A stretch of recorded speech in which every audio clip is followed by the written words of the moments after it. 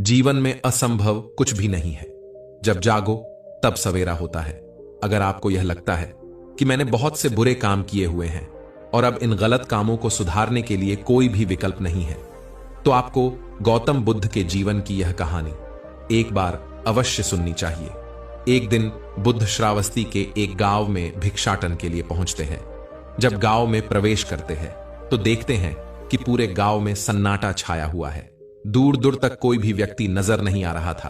बुद्ध उस गांव के पहले द्वार पर जाते हैं और कहते हैं कि भिक्षाम देही, परंतु भीतर से बाहर कोई नहीं आता। बुद्ध दूसरे द्वार पर जाते हैं परंतु कोई दरवाजा नहीं खोलता। तीसरे द्वार पर जाते हैं परंतु उस द्वार से भी कोई व्यक्ति बाहर नहीं आता। फिर अचानक से एक दरवाजा खुलता है जिसमें से एक व्यक्ति बाहर निकलता है। वो जल्दी से बुद्ध का हाथ पकड़ता है और उन्हें अपने घर में ले जाता है और कहता है कि क्षमा करे बुद्ध, परंतु इस समय आप बाहर नहीं जा सकते। उंगलीमाल को श्रावस्ती की सीमा पर देखा गया है। सभी गांव वाले डर के मारे अपने अपने घरों की खिड़कियां और दरवाजे बंद करके बैठे हुए हैं। बुद्ध उस व्यक्ति से पूछते हैं कि कौन है ये उंगलीमाल और उससे इतना भय क्यों है। फिर वह व्यक्ति कहता है कि उंगलीमाल एक राक्षस है।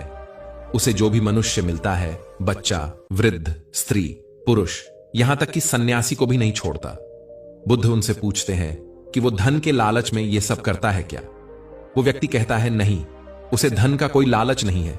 वो जब भी किसी आदमी को मारता है तो उसकी उंगली काटकर अपने गले की माला बनाता है, इसीलिए उसका नाम उंगलीमाल पड़ गया है।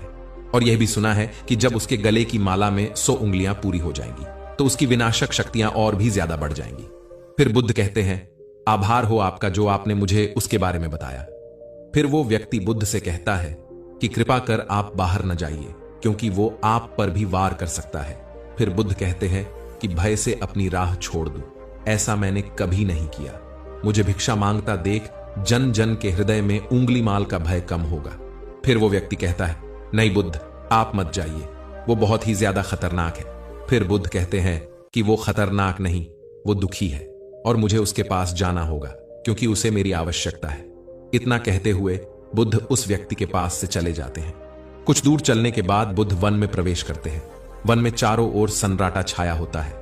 दूर दूर तक न तो कोई मनुष्य न कोई पशु पक्षी दिख रहा होता है, परंतु बुद्ध अपने मार्ग में आगे बढ़ते रहते हैं। अचानक बुद्ध के सामने उंगलीमाल आकर खड़ा हो जाता है। उसका रूप इतना डरावना है कि कोई भी व्यक्ति उसे देखकर ही भयभीत हो जाए। उसके गले में उंगलियों की माला होती है, चेहरा और हाथ रक्त से सने होते हैं और शरीर बलशाली होता है। उसका रूप इतना भयानक होता है कि किसी भी साधारण व्यक्ति के प्राण तो उसे देखते ही निकल जाए, परंतु बुद्ध पर उंगलीमाल के डरावने रूप का कोई असर नहीं होता है। बुद्ध कुछ क्षण तक शांत मुस्कुराहट के साथ उंगलीमाल की तरफ देखते हैं, फिर उसकी बगल से निकलकर अपने मार्ग में आगे बढ़ जाते हैं। बुद्ध को ऐसा करते देख उंगलीमाल को यह समझ नहीं आता कि उसके साथ ये हो क्या रहा है। वह मन ही मन सोचता है कि मुझे देखकर लोग या तो भाग जाते हैं या मुझे देखकर मर जाते हैं या प्राणों की भीख मांगने लगते हैं। मैंने कई सन्यासियों को भी मारा है, परंतु मैंने आज तक कोई ऐसा व्यक्ति नहीं देखा जो मुझे नजरअंदाज करके अपने मार्ग में आगे बढ़ जाए। या तो इसने मुझ पर ध्यान नहीं दिया होगा या फिर हो सकता है कि यह देख ही ना सकता हो, परंतु मुझे इससे क्या, मुझे तो अपने गले की माला पूरी करनी है। उंगलीमाल फिर बुद्ध को आवाज लगाता है, ए साधु रुक। फिर भी बुद्ध उंगलीमाल को नजरअंदाज करते हैं और अपने मार्ग में आगे बढ़ते रहते हैं। उंगलीमाल बहुत ज्यादा क्रोध में भरकर बुद्ध को आवाज लगाता है, ए साधु रुक। फिर भी बुद्ध उंगलीमाल को नजरअंदाज करते हैं और अपने मार्ग में आगे बढ़ते हैं।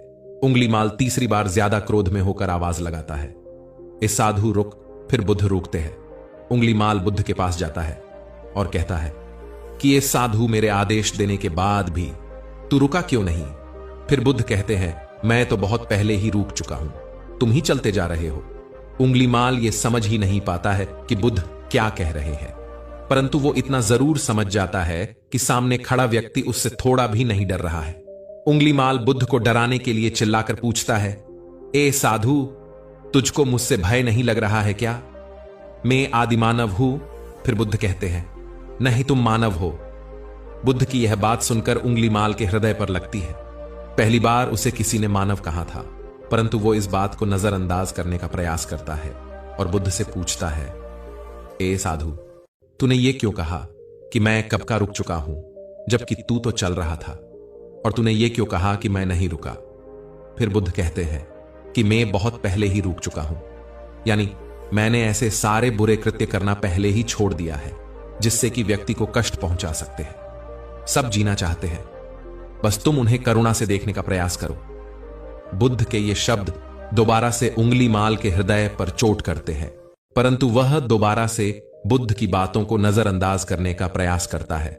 इस बार वह और क्रोध में भरकर बुद्ध की गर्दन पर अपनी तलवार रख देता है, जिससे वो लोगों की हत्या किया करता था, और बुद्ध से चिल्लाकर कहता है, नहीं मानव में ना तो प्रेम है और ना ही करुणा है, सिर्फ छल और कपट है। इसीलिए मैं सबकी हत्या करूंगा और किसी को जीवित नहीं छोड़ूंगा। फिर बुद्ध कहते हैं कि तुम्हें लोगों ने बहुत दुख दिया है। क्रूरता मनुष्य अज्ञान के कारण ही करता है।